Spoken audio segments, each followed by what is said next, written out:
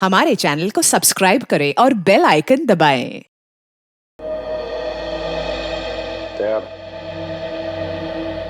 तब बात तो सुनो मेरी तुम।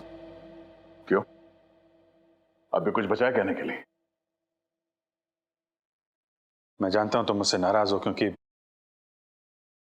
मैंने तुमसे झूठ बोला है। मगर जानते हो क्यों? क्योंकि उस दिन मैंने तुम्हारे चेहरे पे खुशी देखी थी और उस चेहरे पे मैं दर्द नहीं देख सकता था दया, सिर्फ इसलिए मैंने तुमसे झूठ बोला था। तुम मेरे चेहरे पे दर्द नहीं देखना चाहते थे ना, लेकिन तुमने खुशी क्यों छीन ली मेरी? हाँ? तुम जानते थे कि श्रेया से मैं अपने दिल की बात नहीं कह सकता था, मुझ में इतनी हिम्मत नहीं थी, इसलिए मैंने वो सारी बातें उस चिट्ठी में लिख दी और सोचा कि मेरा सबसे अच्छा दोस्त वो चिट्ठी श्रेया तक पहुंचाएगा। मगर इतना सब कुछ हुआ, तुमने वो चिट्ठी उसे नहीं दी। क्यों? तुमने ऐसा क्यों किया मेरे साथ? वो एक्चुअली नहीं, शायद अभिजीत तुम्हारे पास इस बात का जवाब नहीं है। मेरे जवाब की बात नहीं है दया, किसी और का जवाब है जो मैं नहीं दे सकता। किसका जवाब? मैं नहीं बता सकता दया। अभिजीत, पहेलियों में बातें मत करो, तुम दोस्त हो ना, खुल के बात करो, खुल के बात करो। यार वो बात नहीं है, दोस्ती के लिए तो मैं अपनी जान भी दे सकता हूं। हाँ, झूठ भी बोल सकते हो। क्यों? हाँ, मैंने तुमसे झूठ बोला है, लेकिन तुम्हारे लिए झूठ बोला, तुम्हें तकलीफ ना हो इसलिए झूठ बोला। तो मुझे तकलीफ नहीं हुई? हाँ? मैं खुश हूं, मगर सिर्फ और सिर्फ तुम्हारे वजह से मैं इस तरह से खुश हूं, तुम्हारे वजह से।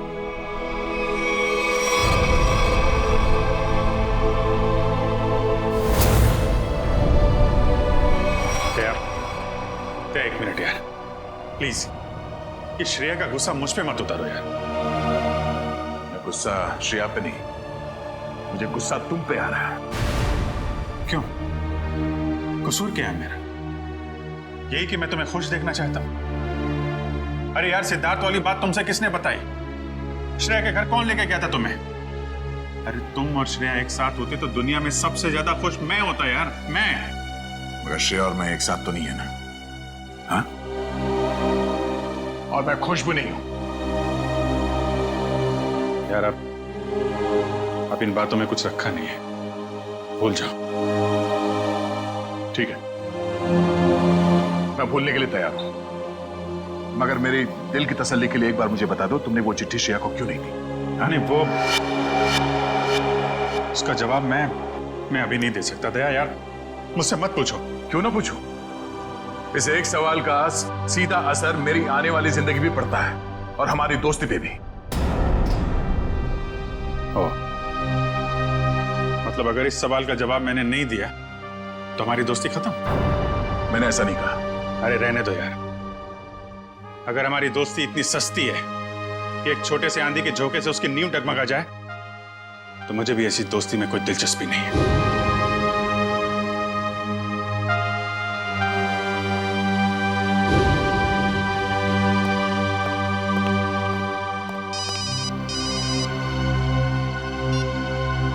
Hello,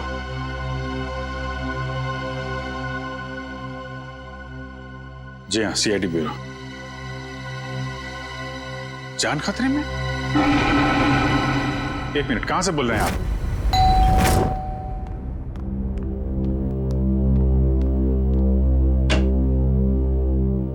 CID? जी हाँ। क्या हुआ आपकी पत्नी के साथ? सर आप बैठिए, मैं सब बताता हूँ। तुम तो कह रहे थे कि तुम्हारी पत्नी मुसीबत में। ये गलत कह रहे हैं, मैं बिल्कुल ठीक ठाक हूँ सर। तुम्हारी हिम्मत कैसे हुई मेरी पत्नी के कपड़े पहनने की?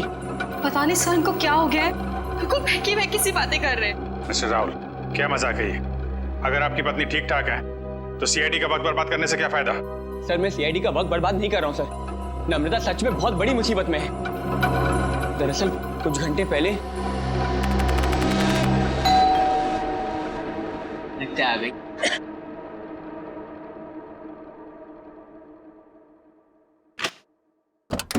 हाँ साहब, आपका नया बावर्ची साहब। बॉस, लगता है आप गलत पते पे आ गए। पता भी यही है, घर भी यही है। नम्रता मैम साहब ने मुझे काम पे रखा है खाना बनाने के लिए साहब। कमाल है, नम्रता ने मुझे बताया नहीं कि वो एक नया बावर्ची रख रही है। बोलो साहब, खाने में क्या क्या बनाऊं साहब? अरे वो नम्रता आ जाएगी थोड़ी देर में, वो ही बता देगी खाने में क्या बनाना है। तब तक एक काम करो, तुम मेरे लिए एक कप चाय बना दो। ठीक है साहब। रसोई कहाँ है साहब? उस तरफ। उस तरफ।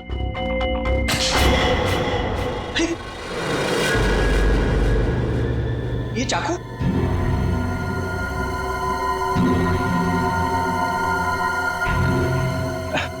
घबराइए मत साहब, इससे मैं फल काटता हूँ, भाजी काटता हूँ साहब, और मांस भी काटता हूँ साहब।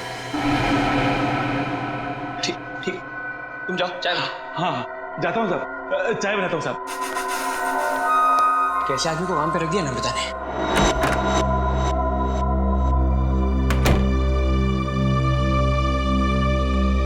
अरे क्या साहब, डर गए क्या? ऐसे अचानक सामने आ गए तो कोई भी डरेगा ही ना। ये लो साहब आपकी कॉफी।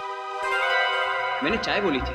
क्या साहब, आपने कॉफी तो मंगाया था साहब, वही लाया हूँ साहब। अरे यार मैंने चाय बोली थी। अरे कैसे बदतमीजी से बात कर रहे हो तुम? अरे एक तो गलती कर रहे हो, ऊपर से बदतमीजी से बात कर रहे हो मेरे साथ। कैसा आदमी रख दिया है। सॉरी डार्लिंग, आने में थोड़ी देरी हो गई। तो मॉल में ना अच्छी सी सेल लगी है तो कुछ ज्यादा ही शॉपिंग कर ली। एक्सक्यूज मी, कौन है आप? और यूं घर में कैसे घुसे चली आ रही है? अच्छा जी, मैंने कुछ ज्यादा खर्चा कर दिया तो इसलिए तुम अपनी पत्नी से ऐसे बात करोगे? पत्नी? कौन हो तुम? और नम्रता कहाँ है? तुम्हारे सामने। अच्छा, अब समझ में आया। मेरी पत्नी ने ही कहा है ना तुम्हें मेरे साथ मजाक करने के लिए, है ना? राहुल, तुम्हें क्या हो गया? क्यों बहकी बहकी बातें कर रहे हो? बहुत हो गया ये बकवास। हाँ, कहाँ है नम्रता? मैं अभी नम्रता को फोन करता हूँ।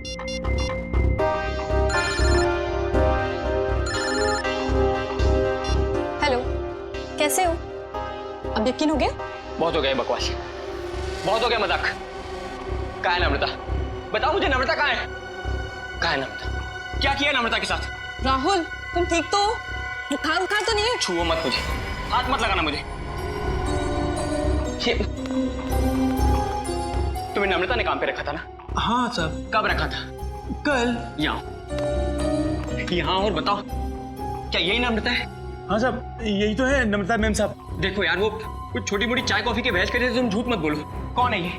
नहीं साहब, मैं सच बोल रहा हूँ, यही है नम्रता मैम साहब। सुनो बलराम, तुम ना खाने में मिर्ची थोड़ी कम डालना, साहब को तीखा पसंद नहीं है। ठीक है मैम साहब। क्या हो रहा है यार? ये कुछ तो करना पड़ेगा। क्या करूं? शेडी को फोन करता हूँ। सर, तो बहुत अच्छा होगा कि फ्रेडी सर साथ में नहीं है, वरना असली और नकली पत्नी के चक्कर में वो खुद चक्कर खा जाते। ये लीजिए साहब, आप सब लोग के लिए पानी। देखिए सर, देखिए कैसे ये दोनों भैरूपी मेरे घर में घुस आए हैं। न जाने इन्होंने मेरी पत्नी नम्रता के साथ क्या किया होगा। राहुल, मैं ही तुम्हारी नम्रता हूँ। सर आप बेकार की कहानियों में अपना वक्त बर्बाद कर रहे हैं। मैं कल ही इनको एक अच्छे से डॉक्टर के पास लेके जाऊंगी। माफ कीजिएगा सर, जो परेशानी आपको हमारी वजह से हुई। कोई बात नहीं, अब हम लोग यहाँ आ गए हैं तो सारा मामला समझ के ही जाएंगे। मिस्टर राहुल, आपके पास क्या सबूत है कि ये आपकी पत्नी नम्रता नहीं है? सबूत? हाँ है ना सर, मेरी पत्नी की तस्वीरें मेरे फोन में। क्या वो मिस्टर राहुल? हाँ? ये कैसे हो सकता है? इसमें मेरे और मेरी पत्नी की लगभग 100 तस्वीरें थी, अब एक भी नहीं है। याद आया सर, जब मैं नहाने गया था ना, तो मैंने ये फोन इस टेबल पर रखा था। जरूर इसी ने वो फोटो डिलीट की है सर, इसने। मैं कह रहा हूँ। क्या बात कर रहे हैं साहब? मैं इतना महंगा फोन कभी इस्तेमाल ही नहीं किया साहब। फोटो कैसे निकालेगा साहब? सर ये झूठ बोल रहा है सर, इसी ने फोटो डिलीट की है। एक मिनट, अगर मोबाइल में फोटो नहीं है तो फिर शादी की तस्वीरें तो होगी ना आपके शादी के एल्बम में? है ना सर, पूरा एल्बम है, मैं अभी लेकर आता हूँ।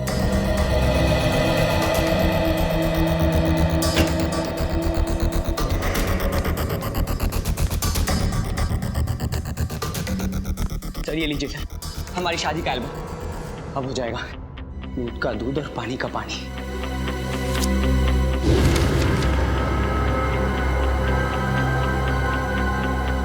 आपका कहना है कि ये आपकी बीवी नम्रता नहीं है? जी सर, ये मेरी पत्नी नहीं है। मेरे ख्याल से आप भी ये एल्बम देख लें तो अच्छा रहेगा।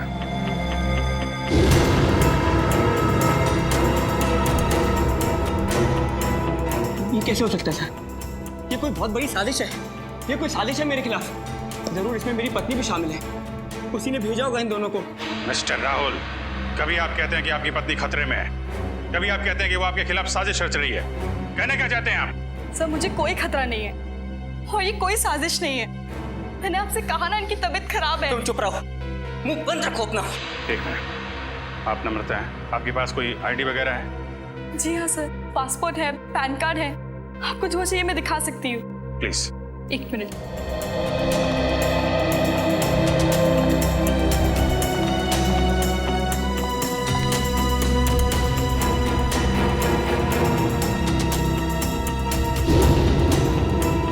नम्रता, आईडी के हिसाब से तो यही नम्रता है। सर ये भी तो हो सकता है कि इस लड़की का नाम भी नम्रता हो और इसी बात का फायदा उठाकर ये मेरी पत्नी की जगह लेना चाहती हो। सर नाम एक हो सकता है लेकिन जन्मदिन 19 अगस्त 1986। जन्मदिन का भी एक होना ये बहुत ही बड़ा सहयोग है। क्यों राहुल? अच्छा ये बताइए कि आपकी पत्नी का जन्मदिन भी क्या इसी दिन आता है? हाँ सर, तारीख तो वही है पर ये सहयोग भी तो हो सकता है ना सर। ये संयोग है, वो संयोग है। मिस्टर राहुल, हम आपकी बात पे यकीन करें तो करें कैसे और क्यों? सर मैं सच कह रहा हूँ सर, ये झूठ बोल रही है। तुम नम्रता हो ना, तो ये बताओ कि हमारी शादी की सालगिरह कब है? बताओ ना, हमारी शादी की सालगिरह कब है? देखा सर, ये नहीं जानती है, ये झूठ बोल रही है। बताओ ना, हमारी शादी की सालगिरह कब है? 14 फरवरी। सर राहुल मुझसे बहुत प्यार करते हैं। वैलेंटाइंस डे पे गोवा में हमने शादी की थी। सर ये पूरी तैयारी कर कर आई है। इसने मेरे पत्नी से सब पहले ही पूछ लिया होगा। कोई और सवाल पूछ के देखो। हाँ, ये बताओ कि तुमने चॉकलेट कहाँ छिपाई? चॉकलेट? ये चॉकलेट का क्या चक्कर है? सर मुझे डायबिटीज है पर फिर भी मुझे चॉकलेट खाना पसंद है। इससे नम्रता अक्सर मेरी लाई हुई चॉकलेट छिपा देती है, जो बात इसे नहीं पता। अगर तुम नम्रता हो तो बताओ कि तुमने चॉकलेट कहाँ छिपाई है? बताओ, तुमने चॉकलेट कहाँ छिपाई?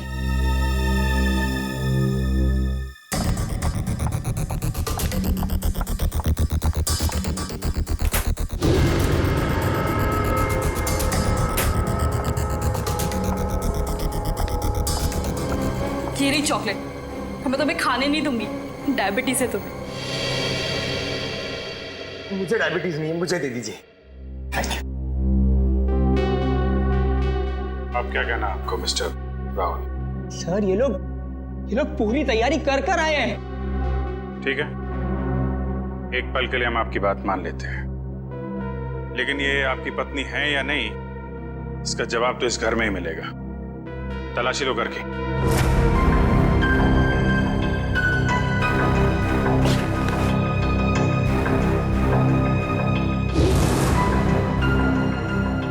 एक काम कीजिए, आप लोग अपने माता पिता को यहाँ बुलाइए, अभी पता चल जाएगा। सर मेरे माँ बाप तो दुनिया में नहीं रहे।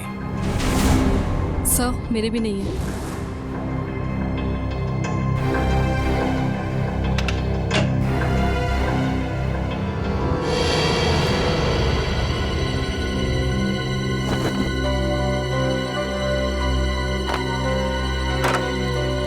पंकज, ऐसी जगह पे ये डस्टबिन कैसे पड़ा? तो कोई रिश्तेदार दोस्त वो तो होंगे इस शहर में ना, उनको बुलाइए। सर दरअसल हम कुछ ही दिन पहले बैंगलोर से यहाँ शिफ्ट हुए हैं। यहाँ हम किसी को भी नहीं जानते। ओह, तो तुमने ये भी पता लगा लिया है?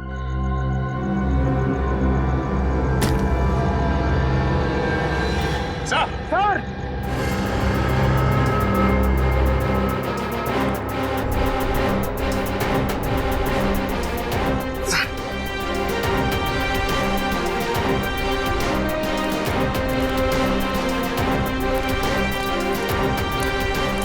सर, लाश।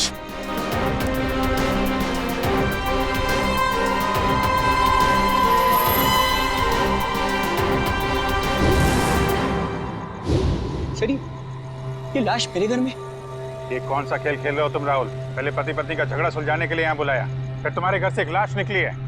किसकी लाश है ये? सर मुझे कुछ नहीं पता सर। सर मैं इसे जानता भी नहीं। सर मैं भी इसे नहीं जानती। तुम जानते हो? नहीं साहब, मैं नहीं जानता उसको। चल, ये देखिए सर, यहाँ इसके सीने पे गोली मारी और इसके गले पे खरोच का निशान भी है। हाँ तो बिल्कुल ताजे हैं, लगता है कुछ घंटों पहले इसे मारा गया है। कोई आईडी वगैरह मिली? एक मिनट।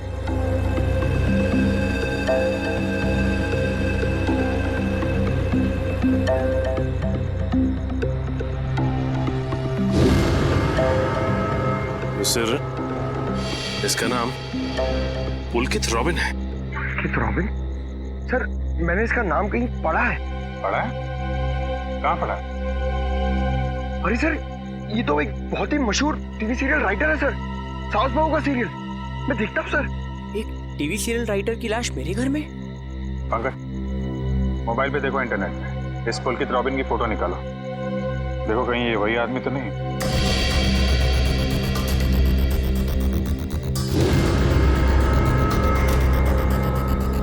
ये तो वही है सर, ये मर गया। अरे वो शो का क्या होगा? मैं तो हर एपिसोड देखता था, अभी अभी एक नया अच्छा ट्रैक चालू हुआ था। सर मैं तो ये सब में फंस नहीं जाऊंगा ना सर? मिस्टर राहुल, तुम्हारे घर से एक लाश मिली है, लाश।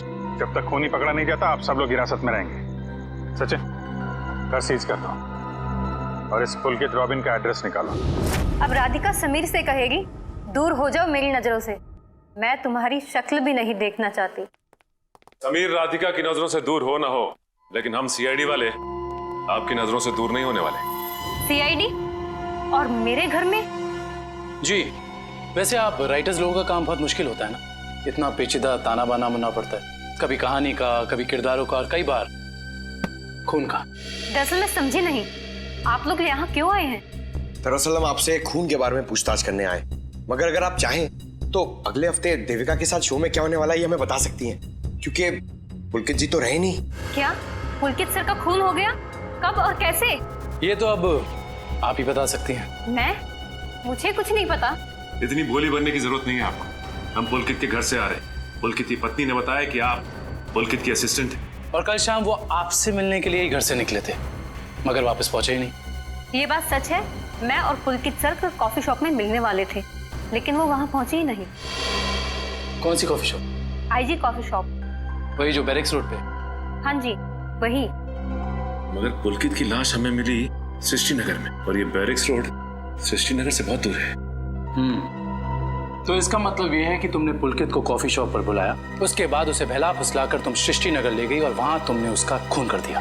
नहीं, ये बात गलत है, मैं ऐसा क्यों करूंगी? क्योंकि तुम पुलकित से जलती थी और तुम पुलकित की जगह लेना चाहती थी, इसलिए तुमने पुलकित का खून कर दिया। ये सब झूठ है। मैं 8 बजे से लेकर 11 बजे तक उनका इंतजार करती रही, पर वो वहां पर पहुंचे ही नहीं। मैं घर वापस आ गई क्योंकि उनका फोन भी नहीं लग रहा था। आपकी बात में कितनी सच्चाई और कितना झूठ, ये बहुत जल्द पता लग जाएगा। आप हमारे साथ चलिए। मगर कहाँ? ये सब क्या है? आप लोग हमें यहाँ क्यों लाए हैं? कोई कुछ बता क्यों नहीं रहा है हमें? एक मिनट, शांत हो जाए मैडम, सब कुछ पता चल जाएगा। मैं पुलकित की पत्नी हूँ और आप मुझ पर भी शक कर रहे हैं। हम किसी पर शक नहीं कर रहे, हम अपनी ड्यूटी कर रहे। ये आप प्लीज अपना हाथ आगे बढ़ाइए, हम लोगों को आपके खून के सैंपल्स लेना है। खून का सैंपल? मगर क्यों? क्योंकि पुलकित की गर्दन पर हमें कुछ खरोंच के निशान मिले और उस खरोंच में नेल पॉलिश के ट्रेसेस हैं। इसका मतलब साफ है, पुलकित के खून में किसी लड़की का हाथ है। लाइए हाथ आगे कीजिए। तो फिलहाल इस केस में लड़कियां सिर्फ आप तीनों ही। सर आप लोग खूनी को ढूंढने में इतनी मेहनत करें, प्लीज मेरे पत्नी को भी ढूंढिए ना। न जाने नम्रता किस हाल में होगी, कहाँ होगी। फिर वही बात राहुल, कब तक खेलोगे ये खेल? और मैं एक बार नहीं बार बार कह चुकी हूँ कि मैं ही तुम्हारी नम्रता हूँ। चुप हो जा तुम, कितना झूठ बोलोगी? क्या चाहिए तुम्हें? पैसे चाहिए ना? कितने पैसे चाहिए तुम्हें मेरे घर और मेरी जिंदगी से जाने के लिए? क्या? मैं और पैसे? कैसी बात कर रहे हो तुम राहुल? मिस्टर राहुल, आपके पास आपकी पत्नी का फोटो नहीं है, चेहरा तो याद है, कम से कम उनका स्केच तो बनवा सकते हैं। जी सर, जरूर। ये बाल आगे से, हाँ यहाँ से थोड़े और लंबे। सर, हमारे क्रिमिनल डेटाबेस में इस बावर्ची का कोई रिकॉर्ड नहीं है। देखा साहब, मैं बोल रहा था ना साहब, मैं एकदम निर्दोष है साहब, मुझे जाने दो ना साहब। ठीक है, तुम जा सकते हो, मगर याद रख तुम शहर से बाहर नहीं जाओगे और जब भी बुलाया जाए ब्यूरो आ जाना। ठीक है। पता नहीं किसका स्केच बनवा रहे हैं, मैं तो यहाँ बैठी हूँ। Sir. Okay, thank you Paresh. तो राहुल, स्केच ठीक बना? हाँ सर, बिल्कुल यही है मेरी पत्नी नम्रता। और मैं कौन हूँ? इसकी सौतन? पता नहीं सर किस लड़की का चेहरा है ये, किसका चेहरा बनवाया इन्होंने, मुझे तो समझ में नहीं आ रहा। किसकी नजर लगी है हमारी हंसती खेलती जिंदगी को। सर इसके आंसू पे मत जाइए, ये मगरमच्छ के आंसू है। ये इन्हें हथियार बना के मेरे खिलाफ इस्तेमाल करना चाहती है, मुझे फंसाना चाहती है सर। राहुल, अगर तुम्हें मेरे साथ नहीं रहना तो साफ साफ कह दो ना, मैं तुम्हें डिवोर्स दे दूंगी। पर ये सब ड्रामा करने की क्या जरूरत है? सर ये पुलकित के कॉल रिकॉर्ड्स हैं। उसने जेनिफर के साथ में शाम को 5 बजे बात की थी और ठीक 1 घंटे बाद उसे लैंडलाइन नंबर से फोन आया था सर। अच्छा, ये लैंडलाइन नंबर है किसका, कुछ पता किया? हाँ sir, Bhavesh imports and exports नाम है कंपनी का। क्या कहा आपने? Bhavesh imports and exports? हाँ, क्यों? आप इस कंपनी के बारे में जानती हैं? हाँ सर, मैं जानती हूँ। राहुल इसी कंपनी में तो काम करते हैं। आप लोग मेरी तरफ इस तरह क्यों देख रहे हैं? मैंने उसे फोन नहीं किया है सर, मैं तो उस पुलकित को जानता तक नहीं हूँ। बुधवार शाम 6 बजे तुम अपने ऑफिस में थे या नहीं? 6 बजे ठीक तरह याद तो नहीं आ रहा, पर शायद तब तक मैं ऑफिस से निकल गया था सर। देखो राहुल, शायद से तो काम नहीं चलेगा। सर अगर आप लोगों को मेरे पे विश्वास नहीं है तो आप लोग मेरे ऑफिस चल के पूछताछ कर सकते हैं। ठीक है, तो चलकर पूछताछ कर लेते हैं तुम्हारे ऑफिस में, और ये भी पता कर लेते हैं कि जो स्केच तुमने बनाया है ऐसी कोई लड़की है भी या नहीं। एक बार शर्मा जी बस पहुंचा दीजिए, मैंने चेक कर लिया। उन्हें बोलिए टेंडर का प्रोसेस चालू था। अरे राहुल, तुम यहाँ पर इस वक्त और आज ऑफिस नहीं है? और ये लोग कौन है? सर ये लोग सीआईडी से हैं। सीआईडी? जी सर। क्या बात है, बताओ। क्या बताऊं सर, मैं एक बहुत बड़ी मुश्किल में फंस गया हूँ। कैसी मुसीबत? लाश मिली इनके घर के बैकयार्ड से। व्हाट? ये मैं क्या सुन रहा हूँ? कहीं तुम्हारा इसमें कोई हाथ तो नहीं है? नहीं सर, मेरा इसमें कोई हाथ नहीं है। मैं तो उस पुलकित रॉबिन नाम के आदमी को जानता तक नहीं जिसकी लाश मेरे घर से मिली है। मिस्टर भावेश, आप अपने जरा सारे स्टाफ को बुलाएंगे। सुमित,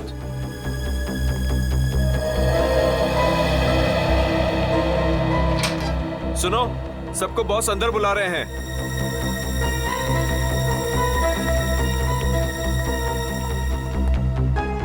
इस फोटो को देखिए, ये आदमी पुलकित है जिसकी लाश हमें राहुल के घर से मिली। वे पहचानता है इसे? जरा ध्यान से देखिए, टीवी सीरियल लिखते थे। आप इसे पहचानते हैं या इनसे जुड़े किसी आदमी को जिनका इनके साथ संबंध हो? ऐसा तो हो नहीं सकता कि आप में से कोई भी इन्हें नहीं जानता, क्योंकि आपके ऑफिस के लैंडलाइन से फोन किया गया था शाम को 6 बजे बुधवार। व्हाट? तो शायद राहुल ने किया होगा। मैं क्यों फोन करूंगा सर, मैं तो उसे जानता भी नहीं। और ऐसा भी तो हो सकता है कि इसी ऑफिस से किसी और ने फोन किया हो। और तो और सर, मैं तो जिस घर में रहता हूँ घर भी मुझे ऑफिस की तरफ से मिला है।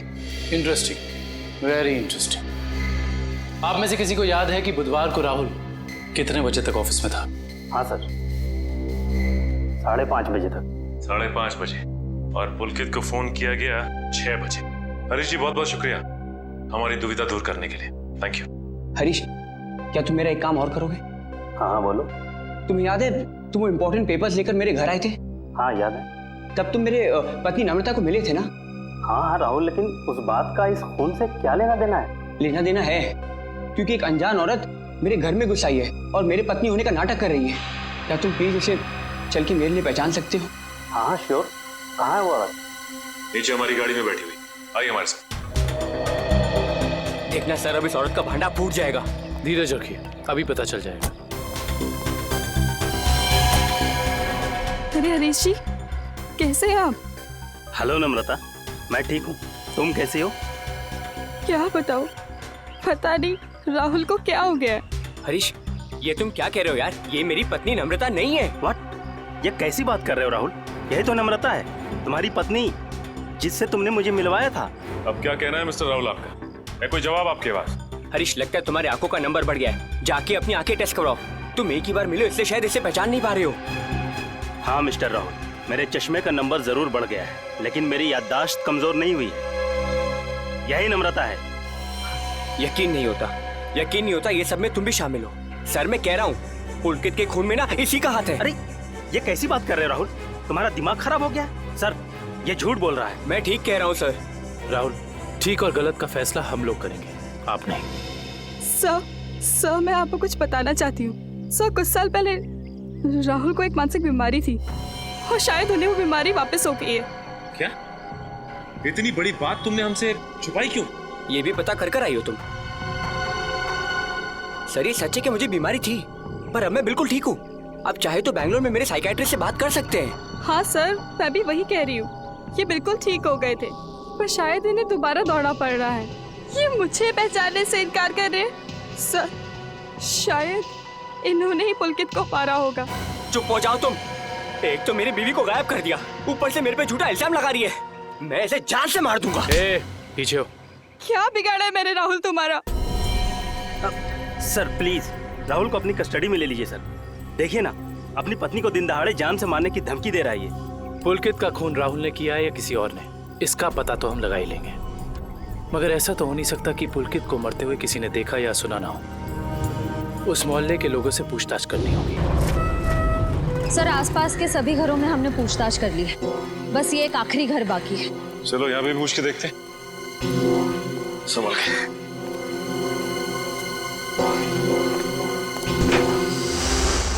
दरवाजा खुला, कोई इस तरह से दरवाजा क्यों खुला छोड़ेगा? और यहाँ ये कैमरा कैसे? इधर भी कुछ तो गड़बड़ है यहाँ पे। एक काम करते हैं, इस घर की तलाशी अच्छी तरह से लेते हैं।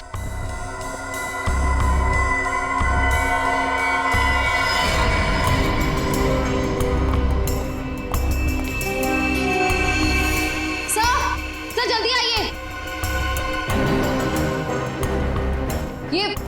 ये देखिए, एक और कैमरा, 2 कंप्यूटर स्क्रीन, स्पीकर्स और हेडफोन्स। दो कंप्यूटर स्क्रीन एक साथ बाहर, और यहाँ कैमरास भी लगे। कहीं यहाँ वीडियो एडिटिंग तो नहीं चल रही? इसे ऑन करो।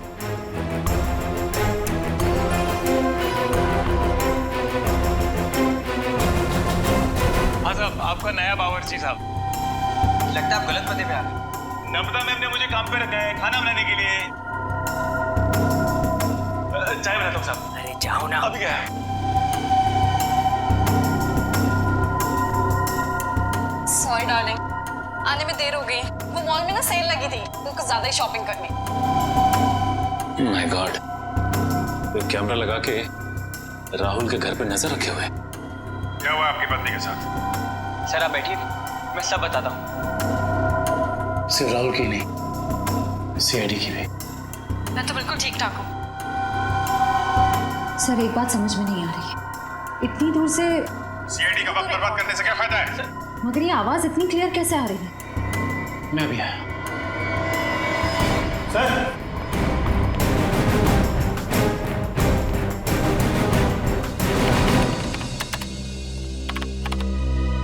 एक काम करते हैं, इस जगह को अच्छी तरह से छान मारते हैं। हो सकता है यहाँ कुछ मिल जाए। हाँ?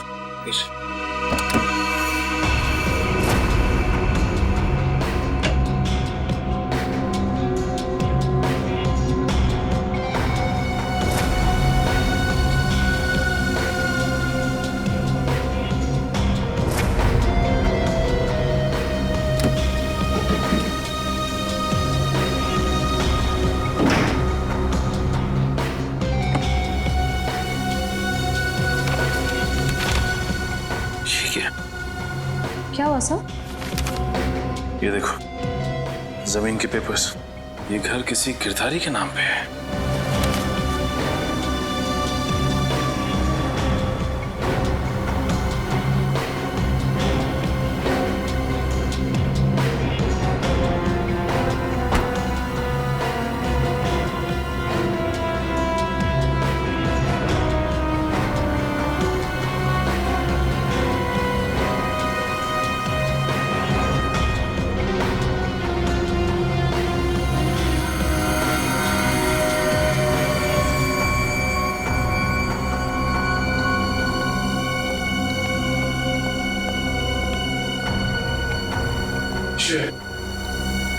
तुम्हारे सारे सवालों का जवाब ये माइक है जो मुझे राहुल के घर से मिला। स्पीकर के अंदर छुपा के रखा हुआ था। इसका मतलब गिरधारी जो राहुल के घर पर नजर रखे हुए था उसी ने माइक लगाया यहाँ पे। कौन गिरधारी? अरे दुष्यंत, ये घर के कुछ पेपर्स मिले जिसमें लिखा है कि गिरधारी इस घर का मालिक है। आप लोग सुंदर जी के मेहमान हैं? तुम कौन हो? जी मैं तो यहाँ पर किराए पर रहता हूँ, पर आप लोग कौन हैं? हम लोग सीआईडी से। सीआईडी? जी हाँ, सीआईडी। देख के लगता है कि तुम कहीं बाहर से आ रहे हो। यहाँ सर मैं तो अभी गोवा से आ रहा हूँ, पर आप लोग यहाँ पर सुंदर जी ने कहीं कुछ। एक मिनट, ये सुंदर कौन? सर जब मैं यहाँ से जा रहा था तो मैंने एक घर सुंदर नाम के एक अंकल को किराए पर दिया था। क्या बात, तुम खुद यहाँ पे किराए पे रहते हो और ये घर तुमने किसी को किराए पे दे दिया? सर मैंने सोचा कि गोवा जाने का खर्चा निकल आएगा सर, इसलिए। और गिरधारी जी जिनका ये घर है वो कहाँ है? सर वो तो लंदन में रहते हैं सर, साल में सिर्फ एक बार ही इंडिया आ पाते हैं। ओह, उसी का फायदा उठा रहे हो तुम? ये कंप्यूटर कैमरास तुम्हारे? नहीं सर, ये सब मेरा नहीं है सर। झूठ बोल रहे हो तुम राहुल के घर पे नजर रखे हुए थे, जासूसी कर रहे थे उस पे। जासूसी? सर मैं राहुल के ऊपर जासूसी नहीं कर रहा था सर। देखो हमने रिकॉर्डिंग देख ली है, सच सच बताओ। मैडम मैं तो कॉलेज में पढ़ता हूँ, इतनी सारी महंगी चीजें मैं कहाँ से लाऊंगा? तो फिर ये सारी की सारी चीजें किसकी है? उस आदमी की जिसे तुमने किराए पे रखा हुआ, सुंदर?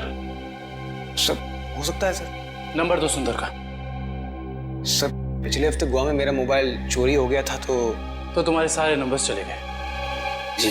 बहुत अच्छा बहाना है। अपना मोबाइल नंबर दो। सुंदर का नंबर हम तुम्हारे मोबाइल रिकॉर्ड से निकाल लेंगे। सर सालुंके सर की डीएनए रिपोर्ट आ गई है। पुलकित के खरोचों में जो नेल पॉलिश के अंश मिले थे वो ना ही नम्रता के थे, ना ही संजना के और ना ही जेनिफर के। मतलब इस केस में कोई और औरत भी शामिल है? सर हो सकता है वो स्केच वाली औरत हो जिससे राहुल अपनी बीवी कह रहा है। हो सकता है। जब तक हमें उस औरत के बारे में कुछ पता नहीं चल जाता कुछ कह नहीं सकते। क्या हुआ, उस नेल पेंट के बारे में कुछ पता चला क्या?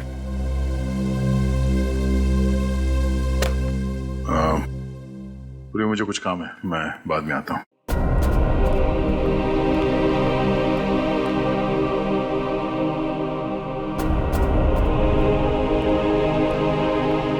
सर जतिन के फोन रिकॉर्ड्स चेक करिए।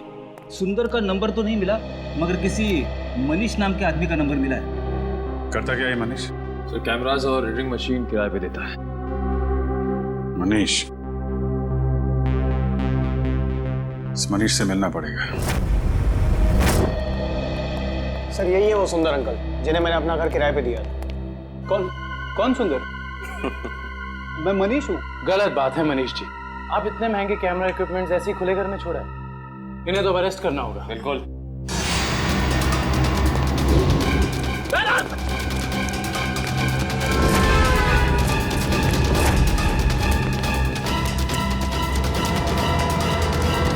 अरे रुको रुको रुको मनीष, कहाँ भाग के जा रहे हो? अभी तो तुम्हारा ऑडिशन भी बाकी है, जो शुरू होता है अब। मेरा कोई इरादा नहीं था सर, मैंने तो वही किया जो मुझसे कहा गया था करने के लिए। जिसने मेरे दुकान से कैमरा और एडिटिंग मशीन किराए पे लिया था उसी ने मुझसे कहा था ये सब करने के लिए। जिसने तुमसे कैमरा किराए पर लिया उसी ने तुमसे घर भी किराए पर लेने को कहा? जी सर, उसी ने मुझसे कहा था कि कैमरा इस तरह से फिट करूं कि सामने वाले घर का सारा नजारा दिखना चाहिए। अब तो मिलना पड़ेगा इस इंसान से। है कौन ये जनाब? जी कहिए। जी हम लोग सीआईडी से। सीआईडी? आइए। भावेश का कुछ पता चला क्या? भावेश का पता चला? मतलब हम लोग तो भावेश से ही मिलने आए। लेकिन वो तो कल से घर नहीं आए, उनका फोन भी नहीं लग रहा है। क्या कल से घर नहीं आए? आपने पुलिस में रिपोर्ट लिखवाई? मैंने रिपोर्ट लिखवाई थी, लेकिन उन्हें भी कुछ पता नहीं चल पा रहा है। सर लगता है उन्हें पता चल गया होगा कि हम आने वाले हैं, इसलिए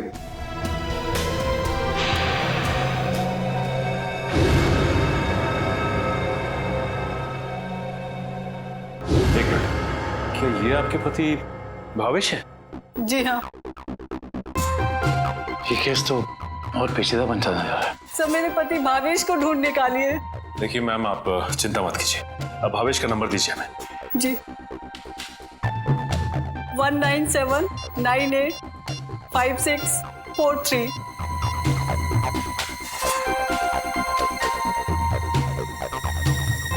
भावेश के फोन तो ऑफ आ रहा है। पंकज, भावेश के फोन के IMEI नंबर से पता करो कि उसका मोबाइल इस वक्त कहाँ है।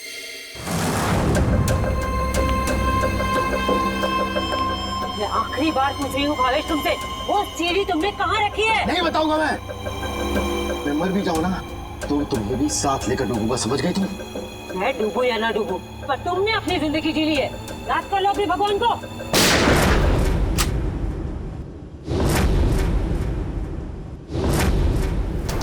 बस मुन्नी दुरेली, बहुत मचा रही आतंक। कानून को काफी वक्त से तुम्हारी तलाश थी, मगर हमें नहीं पता था कि हम इस केस के जरिए तुम तक भी पहुंच जाएंगे। खुश तो ऐसे हो रहे हो जैसे तुमने मुन्नी को जेल में डाल दिया है। ये तुम्हारी खुशकिस्मती है या बदकिस्मती कि तुम मुन्नी के दरबार में खुद चलकर आए हो? देख क्या रहे हो, ढूंढ दो इनको।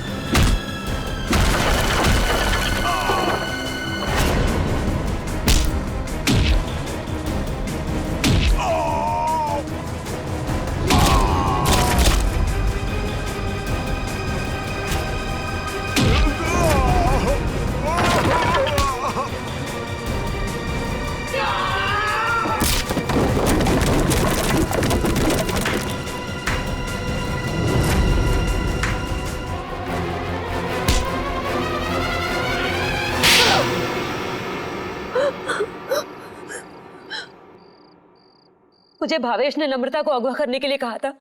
क्यों भावेश, क्या बिगाड़ा था नम्रता ने तुम्हारा? बहुत लंबी कहानी है। कोई बात नहीं मिस्टर भावेश, CID के पास मुजरिमों की दास्तान सुनने के लिए हमेशा वक्त रहता है। शुरू कीजिए अपनी कहानी। ये उस वक्त की बात है जब मैं शहर में नया नया आया था। टेलीविजन की दुनिया में लेखक के तौर पर नाम कमाना चाहता था। अलग अलग तरह की कहानियां लिखी, अलग अलग तरह के किरदारों को जन्म दिया। मेरी आंखों में सिर्फ एक ही सपना था कि किस तरह मेरी कहानी छोटे पर्दे पर साकार हो जाए। मगर तुम्हारा तो इंपोर्ट एक्सपोर्ट का बिजनेस था ना? क्योंकि मेरे साथ कुछ ऐसा हुआ जिसने मुझे मजबूर कर दिया अपने सपनों को कुचलने के लिए। जिसके साथ मैं किराए के घर में रहता था, जिसे मैं अपना दोस्त समझता था, उसने मुझे धोखा दिया। उसने मेरी कहानी चुराई और एक चैनल में बेच दी और रातों रात अमीर बन गया। हर तरफ उसी के चर्चे, उसी की बातें। मैं ये सदमा बर्दाश्त नहीं कर पाया और फिर मैंने अपने करियर को नई दिशा दी और भावेश इंपोर्ट एक्सपोर्ट का बिजनेस शुरू कर दिया। मगर इस सब का मेरी किडनैपिंग से क्या लेना देना है? ये बात सच है कि मैंने अपनी लाइन बदल दी थी, लेकिन ये भी सच है कि मेरे अंदर एक राइटर छुपा हुआ है। टेलीविजन में कुछ कर गुजरने का जुनून है मेरे अंदर। मैंने वापस कलम उठाए और एक अनोखे रियलिटी शो का कॉन्सेप्ट लिख डाला, जिसमें पति पत्नी में से किसी एक की जगह एक अजनबी अगर उनके घर आ जाए तो फिर उस पार्टनर की क्या प्रतिक्रिया होगी। इस तरह का रियलिटी शो लिखा था मैंने। क्या ये सब एक रियलिटी शो था? चैनल को मेरा कॉन्सेप्ट बहुत अच्छा लगा, लेकिन वो ये जानना चाहते थे कि इसे पर्दे पे कैसे उतारा जाए। तो मैंने एक पायलट एपिसोड बनाने के बारे में सोचा और एक्सपेरिमेंट के तौर पर मैंने अपनी कंपनी में आए हुए नए एम्प्लॉय राहुल को शामिल किया। वाह, कमाल है। अगर तुम एक रियलिटी शो ही बनाना चाहते थे तो एक जायज ढंग से भी बना सकते थे। फिर कानून को अपने हाथ में लेने की क्या जरूरत थी तुम्हें? मैंने कोशिश तो की थी जायज तरीके से करने की, लेकिन किसी ने मेरी मदद नहीं की। तो मैंने सोचा कि क्यों ना कुछ दिनों के लिए नम्रता को अगवा कर लिया जाए और फिर मैं अपने 2 कलाकारों बावर्ची और नकली नम्रता को उसके घर भेज दूंगा और काम होने के बाद असली अमृता को फिर उसके घर भेज देता। और इसमें वो टीवी राइटर पुलकित रॉबिन, वो कहां से आ गया? पुलकित रॉबिन ही वो शख्स है जिसने मेरे आइडियाज, मेरी कहानी चुराई और मशहूर हो गया।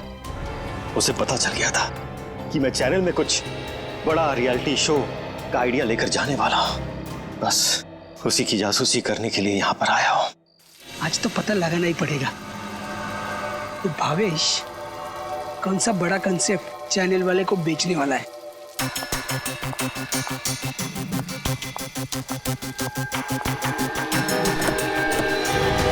चल गाड़ी में बैठ। मानो तुम, मैं नहीं जाऊंगी। गाड़ी में बैठी गोली मारो। छोड़ो मुझे।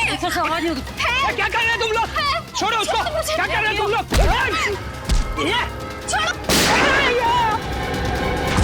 बेवजह मारा गया। अब तू भी नहीं चाहती है? बैठ।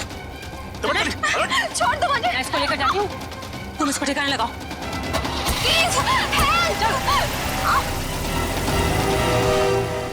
घर पहुंचकर जब मैं मेरे लगे हुए कैमरा की फुटेज देख रहा था तब मैंने देखा कि इस मुन्नी ने पुलकित का खून कर दिया है और मेरे बने बनाए प्लान को चौपट कर दिया।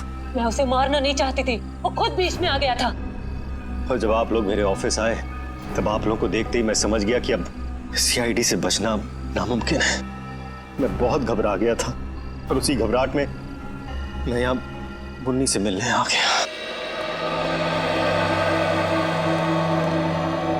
मुन्नी, तुमने मुझे फंसा दिया। पता है सीआईडी मेरे ऑफिस तक चली आई। एक तो पुलकित को मारा, ऊपर से उसकी लाश मेरे घर में छुपा दी। बोला था ना सेठ, लड़का लोगों को नहीं पता था कि तुम्हारा घर राहुल की कंपनी में आता है। अरे मैंने तुम्हें सिर्फ किडनैप करने के लिए कहा था, वो भी कुछ दिनों के लिए, पर तुमने पूरा रायता फैला दिया। याद रखना मुन्नी, अगर सीआईडी ने मुझे गिरफ्तार किया ना तो मैं तुम्हारी सारी पोल खोल दूंगा। कहाँ रखा है? बोल। नहीं बताऊंगा। नहीं। इसको भी बांध दे। मुन्नी ठीक नहीं करेगा। तो अब वो टेप कहाँ है जिसमें मुन्नी की रिकॉर्डिंग थी? मेरे मैनेजर हरीश के पास। सिर्फ वही एक शख्स था जिसे मेरे रियलिटी शो के आइडिया के बारे में पता था। और वो माइक, वो कब लगाया राहुल के स्पीकर में? वो स्पीकर राहुल का नहीं था, वो स्पीकर भी गिफ्ट के तौर पर मैंने राहुल के घर भिजवाया था। जब हरीश उसके घर फाइल लेकर गया तो उसी के साथ मैंने स्पीकर भिजवा दिया था। लेकिन आपने हमारे विश्वास के साथ खिलवाड़ किया है भावेश जी। मुझे माफ कर दीजिए, मैं तो बस ये सोच रहा था कि टेलीविजन में मुझे नाम कमाने का इससे अच्छा मौका नहीं मिलेगा, बस इसीलिए मैंने ये सब कुछ किया। मुन्नी को तो फांसी होएगी, तुम्हारा जुर्म भी कुछ कम नहीं है भावेश। बिल्कुल, क्योंकि मिस्टर भावेश आपने एक किडनैपिंग करवाई और उस दौरान एक आदमी का खून हुआ है। आपके भविष्य का फैसला तो अब अदालत करेगी। सर क्या हुआ है? आप लोग मुझे बता क्यों नहीं रहे? जरा रुको, अभी पता चल जाएगा।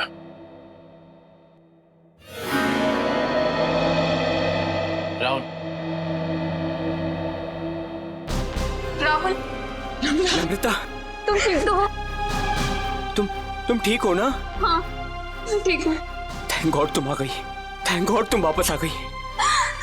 मुझे तो लगा था मैंने तुम्हें हमेशा हमेशा के लिए खो दिया है। हाँ, मुझे भी ऐसे ही लगा था। मुझे तो उम्मीद भी नहीं थी कि मैं कभी तुम्हारे पास जिंदा लौट कर भी आऊंगी। वो तो अच्छा हुआ कि सही वक्त पर सीआईडी वाले आ गए, जिन्होंने हमें फिर से मिला दिया। तुम दोनों मुझे माफ कर देना। मुझे नहीं पता था कि मेरी एक्टिंग चीजों को इतनी गलत दिशा में ले जाएगी। एक्टिंग? मैडम, माना कि भावेश जी ने आपको वहाँ एक एक्टिंग असाइनमेंट के लिए भेजा था, मगर लाश देखने के बाद और सीआईडी की कस्टडी में होने के बावजूद आपने हमें सच क्यों नहीं बताया? क्योंकि सर, उन्होंने मुझसे कहा था कि कितनी भी टेढ़ी स्थिति क्यों ना आ जाए, मैं अपना काम करना ना छोड़ूं, एक्टिंग ना छोड़ूं। इसलिए मुझे लगा कि वो नाश भी लगती है और सीआईडी भी सब बस रियलिटी शो का हिस्सा है।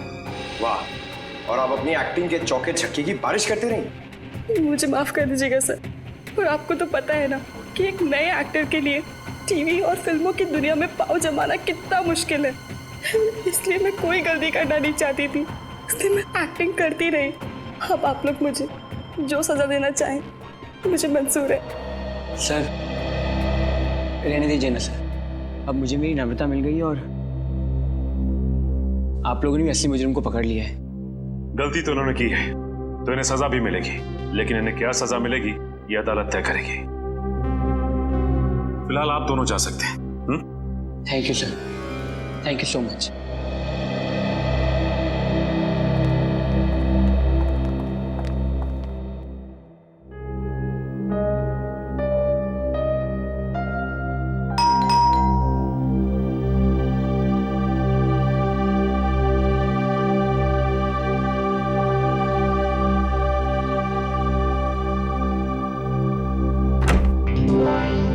तारिका, आओ।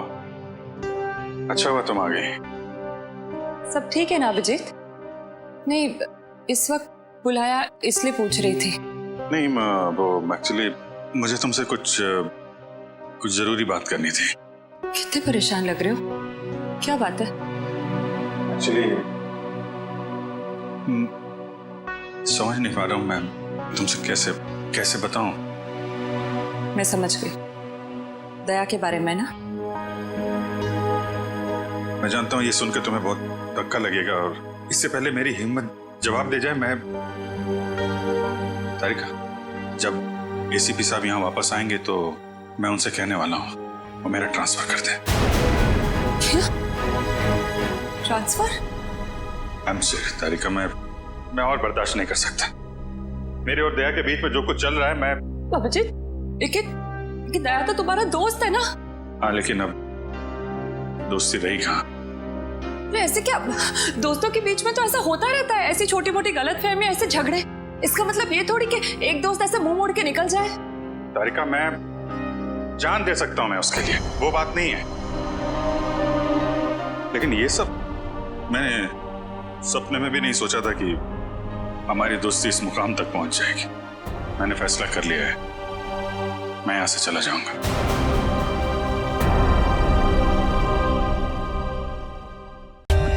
For more updates, subscribe to our channel, click the show links and enjoy watching the videos.